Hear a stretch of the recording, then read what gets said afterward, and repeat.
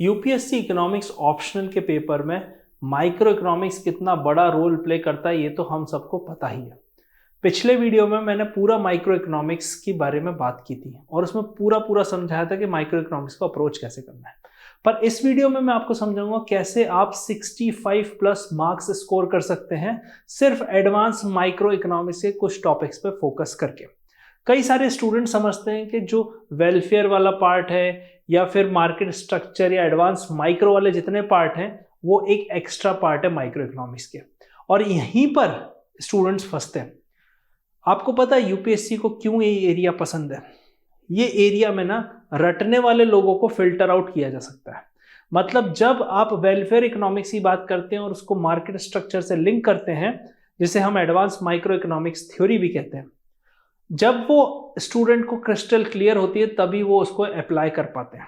मतलब सिर्फ थ्योरी का पता होना जरूरी नहीं है, पर उसको अप्लाई कैसे करना है इकोनॉमिक्स ऑप्शनल वो टेस्ट करता है। इसीलिए यूपीएससी का ये फेवरेट टॉपिक है। अगर आप सिलेबस में भी देखेंगे तो उन्होंने डायरेक्टली लिखा हुआ है एडवांस माइक्रो इकोनॉमिक्स। आज के इस वीडियो में हम समझेंगे कैसे ये एफिशिएंसी, मार्केट फेलियर और स्ट्रैटेजिक बिहेवियर से लिंक्ड है। चूंकि वीडियो बड़ा लंबा ना हो जाए तो इसके लिए वर्कशॉप अलग से करेंगे, पर आज शॉर्ट में इसको चीजें समझते हैं कि कैसे welfare economics, general equilibrium, game theory, ये सब इकोनॉमिक्स ऑप्शन में काम किया, क्योंकि सीधा सीधा सिलेबस का पार्ट है और बार बार देखा गया है कि ये पूछा जाता है। और यहाँ पर आप कैसे करंट एग्जाम्पल्स यूज करके ज्यादा से ज्यादा मार्क्स को फेच कर सकते हैं। अब सबसे पहली चीज है why advance micro separates toppers. मतलब जो टॉपर होते हैं उसको कैसे वो अलग दिखाता है। मतलब इन डिफरेंस कर पूछूं सभी को पता होता है, पर यहां पर अगर मैं पूछूं कि जनरल इक्विलिब्रियम में कौन कौन सी कंडीशन होती है, न्यू क्लासिकल इकोनॉमिस्ट हैं जो कि मार्शल है, वॉलरस है, इन लोगों ने क्या डिफरेंट बोला है क्लासिकल इकोनॉमिक्स से, तो यहां पर ये सारी चीजें एज अ फाउंडेशन डेवलप होती है। This is where ranks are made. यहाँ पे रैंक्स बनती हैं कैसे? ग्राउंड रियलिटी में क्या क्या है? वेलफेयर है, जनरल इक्विलिब्रियम है, गेम थ्योरी है। अब सबसे बड़ी चीज क्या होती है? Are conceptually compact, they are appear repeatedly in PYQs. पूरे पीवाईक्यूज देखोगे बार बार पूछा गया, अप्लाइड फॉर्मेट में बहुत ज्यादा काम आती है। और poorly written by most students, क्योंकि स्टूडेंट्स को समझ ही नहीं आता कि वो एग्जैक्टली पूछना क्या चाह रहे हैं, इसीलिए ये प्रॉब्लम में फंसते हैं। ठीक है, जैसे एक बेसिक एग्जांपल है, वेलफेयर की थ्योरम्स है, पहले ही है, दूसरी है, क्या डिफरेंस है उसमें मेजर, कैसे वो परेटो एफिशिएंसी से लिंक्ड होती है। आधे से ज्यादा स्टूडेंट्स को परेटो एफिशिएंसी ही क्लियर नहीं होती है, उनको पता नहीं होता कि केल्डर और हिक्स क्या बोलते हैं वेलफेयर के बारे में। आज के इस वीडियो में हम सब समझेंगे। ठीक है, वाई यूपीएससी लव दिस, क्यों? क्योंकि ये इकोनॉमिक्स की मेच्योरिटी को टेस्ट करता है। यूपीएससी आपसे क्या चाहता है? यूपीएससी को पता है क्या चाहिए? कि फर्म कितना प्रॉफिट बना रही है, उससे कोई मतलब नहीं है यूपीएससी को। यूपीएससी को मतलब है फर्म्स है ठीक है, पर उससे सोशल वेलफेयर कितना हो रहा है, मतलब मार्केट स्ट्रक्चर तो है पर समाज की क्या सेवा हो रही है, उससे ये पूछा जाता है। ठीक है, नेक्स्ट है सिस्टम लेवल थिंकिंग। आप आईएएस ऑफिसर बनोगे, सिस्टम में जाओगे, उसके हिसाब की सोच वो आप में डेवलप करना चाहते हैं, इसीलिए टॉपिक्स पूछते हैं। और सबसे इंपॉर्टेंट जो मैंने आपको बताया, ये क्या करते हैं? ये एप्लीकेशन को टेस्ट करते हैं, रिकॉल को नहीं। रिकॉल मतलब जो मुझे पता है, मुझे याद करना है और लिखना है, नहीं, अप्लाई करके लिखना है। मुझे पता है ए बी सी डी के बाद ई आता है, तो ये मेरी रिकॉल हो गई। पर मेरे कहने का मतलब है, अगर मैं इकोनॉमिक्स पढ़ रहा हूं, इन्फ्लेशन ऊपर जा रहा है तो आरबीआई क्या एक्शन लेगा? आप समझ रहे हैं, दोनों में डिफरेंस है। तो advance micro is about systems not chapters. तो एक ब्यूरोक्रेटिक आइडियोलॉजी आपको सोचनी है। ठीक है, वेलफेयर इकोनॉमिक्स की बात करते हैं। सबसे पहले द एग्जामिनर्स फेवरेट लेंस, इससे वो आपको चेक करते हैं। यूपीएससी थिंक्स इन वेलफेयर टर्म्स, जैसा कि मैंने आपको बताया, not interested at all in profit of the firm. जैसे आप इकोनॉमिक्स पढ़ोगे तो देखते हैं मोनोपोलिस्ट जो होता है वो किस लेवल पे ऑपरेट करता है, परफेक्ट कंपटीशन, एक प्राइस टेकर होता है। इस सब से यूपीएससी को ज्यादा लेना देना नहीं है। यूपीएससी को क्या है, मार्केट स्ट्रक्चर है, उससे वेलफेयर पे क्या इंपैक्ट होगा। मोनोपोलिस्ट है, उसके साथ वेलफेयर लॉस होता है, डेड वेट लॉस, कंज्यूमर का भी लॉस होता है, प्रोड्यूसर का भी लॉस होता है, मतलब ओवरऑल इकोनॉमी में लॉस होता है, वो यूपीएससी को नहीं चाहिए। ठीक है, यूपीएससी किस पे फोकस करता है? एफिशिएंसी और इक्विटी, दोनों चीजों पे। कंज्यूमर एंड प्रोड्यूसर सरप्लस, अब डिमांड कर और सप्लाई कर में, उसके बीच में जो डिफरेंस होता है प्राइस का, वही होता है कंज्यूमर सरप्लस, है वही होता है प्रोड्यूसर सरप्लस, वही डिफरेंस होता है। डेड वेट लॉस होता है, जो आपने ट्राइंगल देखा होगा मोनोपोली के डायग्राम में, वो ना कंज्यूमर के पास जाता है ना प्रोड्यूसर के पास जाता है, और इकोनॉमिकल लॉस हो जाता है। पॉलिसी इवैल्यूएशन, कैसे किसी पॉलिसी को अगर हम इम्प्लीमेंट कर रहे हैं तो कैसे उसको इवैल्यूएट करेंगे, क्या वो मोनोपोलिस्ट है, क्या आपको लगता है कि इंडियन रेलवे मोनोपोलिस्ट है इसलिए एफिशिएंसी का लॉस हो रहा है। रिसेंटली आप देखो तो वंदे भारत ट्रेन, अभी अभी न्यूज में आया भी था, वंदे भारत स्लीपर ट्रेन चली है हावड़ा से लेके गुवाहाटी तक। अब वो उससे वेलफेयर से कैसा लिंक्ड है, एक मोनोपोलिस्ट है फिर भी सोच रहा है समाज के बारे में क्या हो सकता है, क्योंकि वो पब्लिक गुड्स है। अब पब्लिक गुड्स का कैसे इवैल्यूएशन हो, स्टबल बर्निंग हो रही है पंजाब और हरियाणा में, उससे लोगों पे क्या इफेक्ट है एक्सटर्नलिटी से रिलेटेड। तो ऐसे बहुत सारी चीजें हैं जो वेलफेयर से लिंक्ड है। अब इसमें क्या करते हैं बच्चे, डेफिनेशन लिखते हैं वेलफेयर की, जो कि गलत है, जो यूपीएससी नहीं चाह रहा। So explaining who gains and who loses and why, किसको गेन हो रहा है, किसको लॉस हो रहा है और क्यों हो रहा है। जैसे फॉर एग्जांपल कैल्डर और हिक्स क्या कहते हैं कि भाई वेलफेयर सबके लिए बराबर पॉसिबल नहीं है, ऐसा हो नहीं सकता कि one can better off another can worse off, नहीं हो सकता। तो फिर क्या हो सकता है, तो जो बेटर ऑफ हो रहा है क्या वो वर्स ऑफ को कॉम्पनसेट कर सकता है क्या, ये कहता है कैल्डर और हिक्स। अब जब आपको ये चीज समझ में आ रही है तो फिर आपको कोई टेंशन नहीं होनी चाहिए, कैसा भी क्वेश्चन आ जाए हम इंप्लीमेंट तो कर लेंगे। मान लीजिए एक घर सामने एक घर यहां पर है और उनके बीच में एक ही पार्किंग स्पॉट है, तो किसी एक को ही मिलेगा, तो वो होता है परेटो एफिशिएंसी। मतलब अगर आपको किसी एक को देना है, मतलब एक का भला करना है, तो दूसरे का नुकसान होना ही होना है। कैल्डर और हिक्स क्या कहते हैं कि ठीक है भाई आपको वो पार्किंग स्पॉट मिल गया, क्या आप ऐसा कुछ कर सकते हो कि दूसरे की भी गाड़ी पार्क हो जाए किसी तरह से, ठीक है, वो कहते हैं कैल्डर और हिक्स। तो इस टाइप के कॉन्सेप्ट आपको समझने हैं, किसको गेन हो रहा है किसको लॉस हो रहा है, क्यों हो रहा है ये सब। मार्केट फेलियर समझते हैं, बहुत इंपॉर्टेंट है। मार्केट आधी जगह फेल हो जाता है, क्यों होता है, क्योंकि जब मार्केट, हम सोचते हैं कि मार्केट एफिशिएंट है बट मार्केट एफिशिएंट नहीं होता, वेलफेयर के एंगल से देखते हैं तो भी प्रॉब्लम होती है। मतलब every market failure situation is a welfare question. For example monopoly, दो तरह के लॉस होते हैं, डेड वेट लॉस तो है ही, पर यहां पर उतना क्वांटिटी प्रोड्यूस भी नहीं होती तो एफिशिएंसी भी टॉप पे नहीं रहती, एक्सटर्नलिटीज रहती है।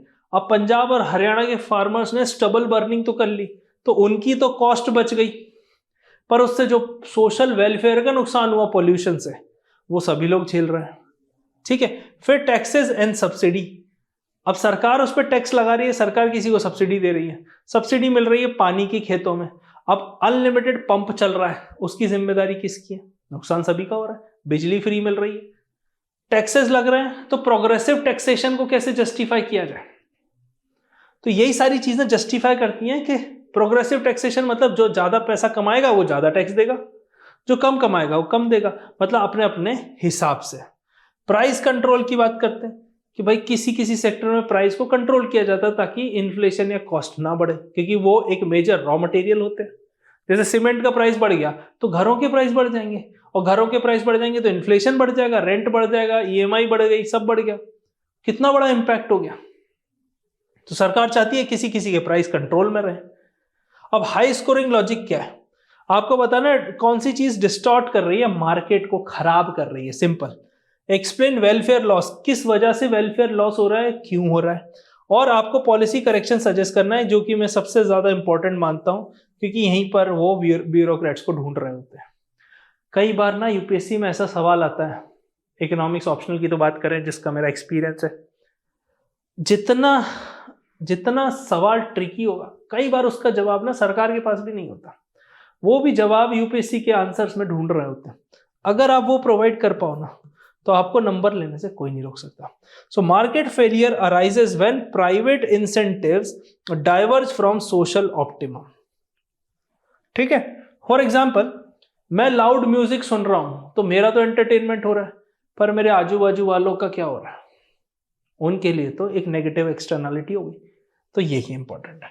इसको देखते हैं पीपीएफ कर्व की तरफ से, आप सिंपल से देख सकते हैं, ये एक्स है, ये वाई है, ये सब ऑप्टिमम पॉइंट है ए बी सी, क्योंकि ये पीपीएफ पे है। अब वाइन है और कॉटन है, दोनों में से सब्सटीट्यूट करते जाना है, तो ए से बी पे मूव करेंगे मतलब मोर कॉटन लेस वाइन, ऐसी सी पे मूव करेंगे तो और ज्यादा, पर एक्स जो है वो अंडर यूटिलाइज्ड रिसोर्सेज है, मतलब एक्स से हम ए पे भी जा सकते हैं, एक्स से हम बी पे भी जा सकते हैं, एक्स से हम सी पे भी जा सकते हैं, और वाई जो है वो बियॉन्ड हमारी कैपेसिटी है, कि हमारी कैपेसिटी ये ब्लू लाइन का पीपीसी कर्व है। अब देखते हैं जनरल इक्विलिब्रियम, वॉलरस का, नियो क्लासिकल इकोनॉमिस्ट। अब इसमें क्या होता है ना, थ्योरम है 1 और 2, इनको इंटरलिंक करके समझने की जरूरत है। अब general equilibrium is about interdependence. Marshall क्या कहते हैं, पार्शियल इक्विलिब्रियम, मतलब 3 मार्केट हैं A B C, labour market समझ लो, एक एक्चुअल प्रोडक्ट का बाइंग मार्केट समझ लो, एक रॉ मटेरियल का मार्केट समझ लो।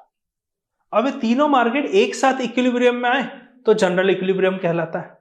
पार्शियली हो मतलब एक लेबर मार्केट इक्विलिब्रियम में बाकी नहीं है तो पार्शियल इक्विलिब्रियम हो गया। अब जनरल इक्विलिब्रियम में यूपीएससी क्या एक्सपेक्ट करता है, UPSC does not want long Edgeworth box theory. Edgeworth box का आपने डायग्राम देखा होगा, बॉक्स डायग्राम रहता है ना, और उसके बीच में एक कॉन्ट्रैक्ट कर्व रहता है, फिर यहां से कुछ कर्व्स ऐसे रहते हैं, फिर दूसरे वाले अपन ग्रीन कलर से बना लेते हैं, वो कुछ ऐसे रहते हैं, कभी ऐसे रहते हैं, एक इक्विलिब्रियम में रहता है, ठीक है। और वो इक्विलिब्रियम में रहने के बाद ये हमारा ऑप्टिमम पॉइंट हो जाता है।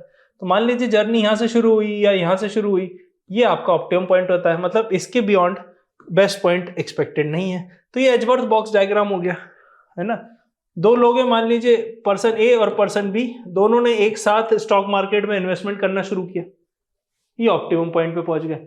अब एजवर्थ बॉक्स डायग्राम आपने बना तो दिया, शॉर्ट में मैंने आपको यह बता दिया, पर ये यूपीएससी नहीं चाहता। यूपीएससी क्या चाहता है, यूपीएससी चाहता है कि आप बताओ एक्सचेंज एफिशिएंसी कैसी है। यूपीएससी चाहता है कॉन्ट्रैक्ट कर्व का इंट्यूशन कैसा है, कहां पर आएगा, क्यों आएगा, क्या रीजन है। परेटो ऑप्टिमलिटी पॉइंट अगर है तो वो क्यों है, किस वजह से है, कैसे वहां पहुंचा गया। वेलफेयर का कंपैरिजन, 2 लोगों ने एक साथ जर्नी शुरू की, इंडिया और चाइना, 1947 1949 1991 तक साथ, सेम स्पीड, पर 1991 में चाइना के लिए लॉन्च था, क्योंकि चाइना जो 1991 के पहले किया वो बेस बनाने पे फोकस किया। इंडिया हॉप कर रहा था, कभी एग्रीकल्चर, कभी मैन्युफैक्चरिंग, कभी सर्विस, फिर debt, balance of payment crisis, war with neighbours. तो 1991 इंडिया की मजबूरी थी। आप समझ रहे बात को, यहां से आप कनेक्ट कर सकते हैं चीजों को। जब आप इस तरह से समझेंगे ना तो एजवर्थ बॉक्स समझ में आ जाएगा, इक्विलिब्रियम समझ में आ जाएंगे, और ये चारों चीज जो यूपीएससी चाहता है वो आप लिख पाओगे। तो general equilibrium explains how markets coordinate decision, कैसे कोऑर्डिनेट करते हैं मार्केट, इसी को आप अपन गेम थ्योरी से लिंक करके देखते हैं, ठीक है। सो एजवर्थ को पढ़ लेते हैं पहले, फिर अपन उसको कहेंगे। 1 diagram half the answer, initial endowment दिखाना है, कॉन्ट्रैक्ट कर्व दिखाना है, मूवमेंट बतानी है, कैसे एफिशिएंसी तक पहुंचेंगे, ये करेक्ट यूज है। अब आपने बच्चे क्या करते हैं, बना देते हैं, जैसे मैं ऑप्शनल की टेस्ट सीरीज की कॉपी चेक कर रहा था, मैं देखा डायग्राम बना के छोड़ दिया। आप समझो, ऐसा नहीं होता बेटा, ये मिस्टेक है। एक्सप्लेन करना पड़ेगा आप किस कॉन्टेक्स्ट में बात कर रहे हो, है ना। एग्जामिनर का क्या रूल है, diagram must explain the logic not decorate the answer. वो ये नहीं चाहते कि आपको एजवर्थ बॉक्स आता है, ठीक है, पर आपको एजवर्थ बॉक्स किसी एग्जांपल के साथ कनेक्ट करना आता है कि नहीं, वो ये चेक हो रहा है यहां पर, ठीक है। अब गेम थ्योरी की बात करते हैं, जैसे कि मैंने बताया, ये स्ट्रेटेजिक थिंकिंग चेक करता है, ना कि मैथ्स। कई जगह आप पढ़ोगे इंटरनेट पे कि इकोनॉमिक्स ऑप्शन में मैथ्स आता है, नहीं आता भाई साहब, पीवाईक्यूज देख लो। अच्छा बाय द वे, आपको सेग्रीगेटेड पीवाईक्यूज चाहिए था ना, नीचे सपोर्ट नंबर पे मैसेज डाल देना, आपको सेग्रीगेटेड पीवाईक्यूज इकोनॉमिक्स ऑप्शन के दे दूंगा। इसके अलावा एक बोनस और है, ठीक है, जो पूरा वीडियो देखेगा उसको मिलेगा। अब यहां से बात करते हैं स्ट्रैटेजिक थिंकिंग की। UPSC test intuition not algebra. उन्हें कैलकुलेटर नहीं चाहिए, उन्हें सोचने वाले ब्यूरोक्रेट्स चाहिए, जिनका दिमाग चलता है सिचुएशन पे। क्या करता है यूपीएससी, यूपीएससी पूछता है strategic interaction, Nash equilibrium, dominant strategy, policy relevance. आपने सुना होगा नैश इक्विलिब्रियम क्या होता है, आपने सुना होगा प्रिजनर्स डायलेमा क्या होता है, डोमिनेंट स्ट्रैटेजी किस तरह से होती है। ये गेम थ्योरी के बेसिक है, ठीक है। जैसे फॉर एग्जांपल प्रिजनर्स डायलेमा अपन ओपेक के केस में देखते हैं, organisation of petrol exporting countries, ये कार्टेल है जो ऑयल एक्सपोर्ट करते हैं। अब अगर ये साथ में कोऑर्डिनेटेड रहें तो ये सब प्रॉफिट बना सकते हैं, एक प्राइस फिक्स करें कि इसी पे ऑयल मिलेगा ये, पर किसी के पास ज्यादा ऑयल होता है तो वो सस्ते में बेच देता है, मतलब कार्टेल के साथ चीट करते हुए सस्ते प्राइस में बेच दिया तो ज्यादा क्वांटिटी निकाल दी। कंज्यूमर को भी कार्टेल टूट गया, उनको सस्ते प्राइस में ऑयल मिल गया। Are you getting my point? तो यहां से जो स्ट्रेटेजी होती है प्रिजनर्स डायलेमा की वो रहती है। डोमिनेंट स्ट्रेटेजी क्या कहती है कि मैं तो जो करूंगा वही करूंगा, मतलब this is my decision irrespective of whatever the decision is the decision of others, doesn't matter. तो ऐसे ही आपको चीजें समझनी है। एग्जांपल्स क्या है? ओलिगोपोली की प्राइसिंग। सिविल एविएशन में देख लो, इंडिगो और एयर इंडिया दो ही ऑप्शन होते हैं, कई जगह तो सिर्फ इंडिगो का ही ऑप्शन होता है फ्लाइट बुक करनी है तो। वहीं एयरटेल और जियो की बात कर लूं तो वोडाफोन और आइडिया का मर्जर हुआ जब से उसका कोई से नहीं है। अगर वोडाफोन और आइडिया को मार्केट में सर्वाइव करना है तो वो जियो और एयरटेल से सस्ते देकर ही सर्वाइव कर सकता है, क्योंकि जो फैसिलिटी एयरटेल और जियो दे रहे हैं वो और कोई नहीं दे रहा। जैसे फॉर एग्जांपल सेम उनका पैकेज है, एयरटेल ले लो या जियो ले लो, तो आपके एरिया में जिसका नेटवर्क आएगा आप वो ले लोगे, उसके अलावा कैसे डिफरेंशिएट करोगे? तो कोई टीवी के चैनल्स फ्री दे रहा है, कोई ओटीटी के सब्सक्रिप्शन इंक्लूडेड करके दे रहा है, मतलब वो एक्स्ट्रा वैल्यू ऐड कर रहे हैं टू ल्योर द कस्टमर। तो इस तरह से ओलिगोपोली की प्राइसिंग होती है। दूसरा है पब्लिक गुड्स, मतलब सरकार की चीजों का कैसे इस्तेमाल होगा, जो सबके गुड है, पब्लिक गुड। क्या कौन कौन से होते हैं पब्लिक गुड? अब मैं बोल रहा हूं कि मैं टैक्स देता हूं तो मुझे ये चीजें फैसिलिटी चाहिए, ठीक है। ऑल्दो टैक्स में ऐसा आप डिमांड नहीं कर सकते, tax is a compulsory payment, but फिर भी समझते हैं। मेरे साथ वाला एक और इंसान है जो 1 रुपया टैक्स नहीं दे रहा, पर हम दोनों को पब्लिक गुड सेम मिल रहा है। जैसे स्ट्रीट लाइट, भाई आप किसी फ्लाईओवर पे जाओगे, लाइट सबके लिए ऑन है, जो टैक्स देता है नहीं देता है। नेशनल डिफेंस, बॉर्डर पे आर्मी खड़ी है, अब चाहे अंदर देश प्रेमी हो या देशद्रोही हो, बराबर सिक्योरिटी दोनों को मिल रही है, क्योंकि बॉर्डर पे। तो कुछ गुड्स ऐसे होते हैं जिसमें आप नॉन राइवल होते हैं, नॉन एक्सक्लूडेबल होते हैं। मेरा पब्लिक फाइनेंस का पूरा इकोनॉमिक्स ऑप्शन का वीडियो है, आप उसमें जाकर देख सकते हैं। फिर आ जाता है कोऑपरेशन वर्सेस कॉन्फ्लिक्ट, ये भी होता है।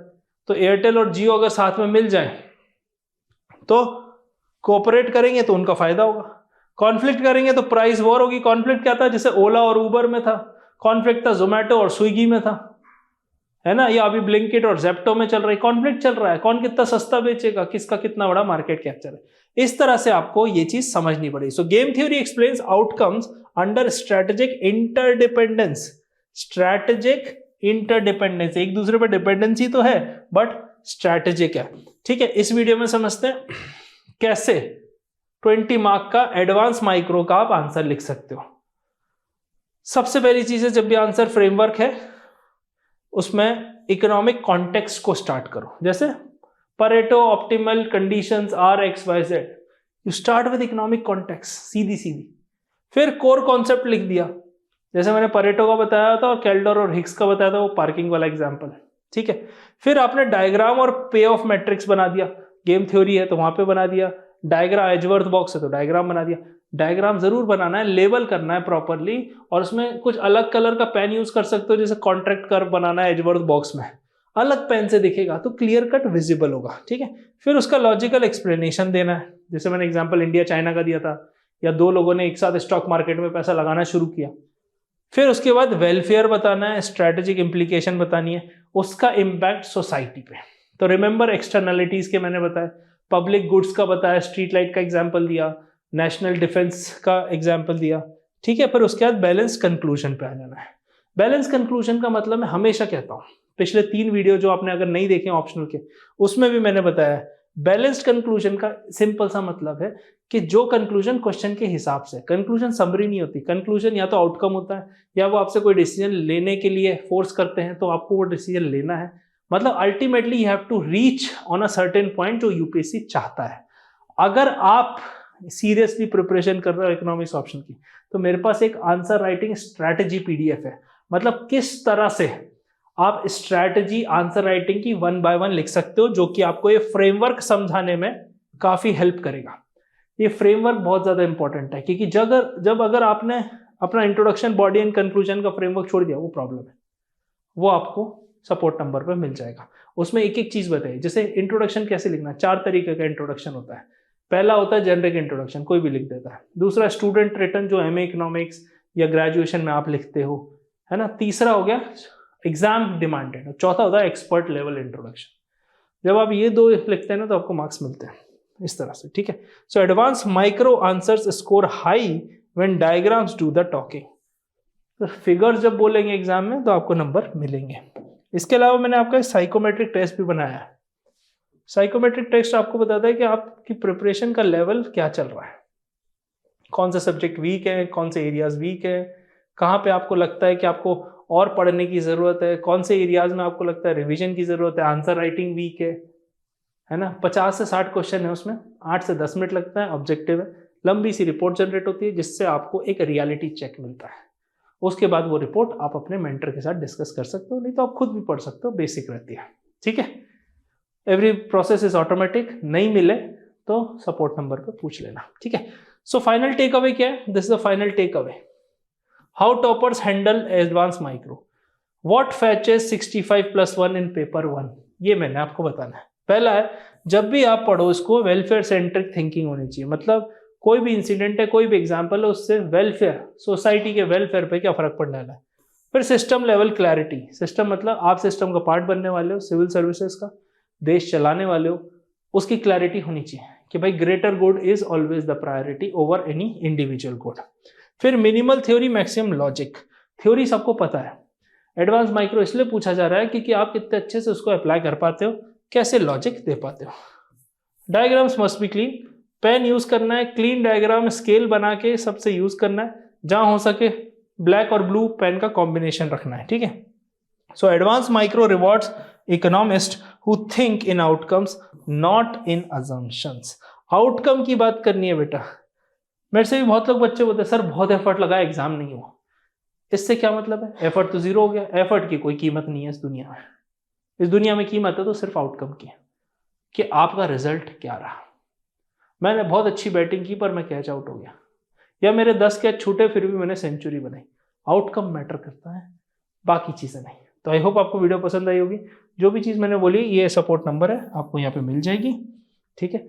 आपके नोट्स ले लेना, उसके अलावा आंसर राइटिंग फ्रेमवर्क का, ठीक है, और साइकोमेट्रिक डायग्नोसिस टेस्ट, तीनों आपको इसी नंबर पे मिल जाएंगे।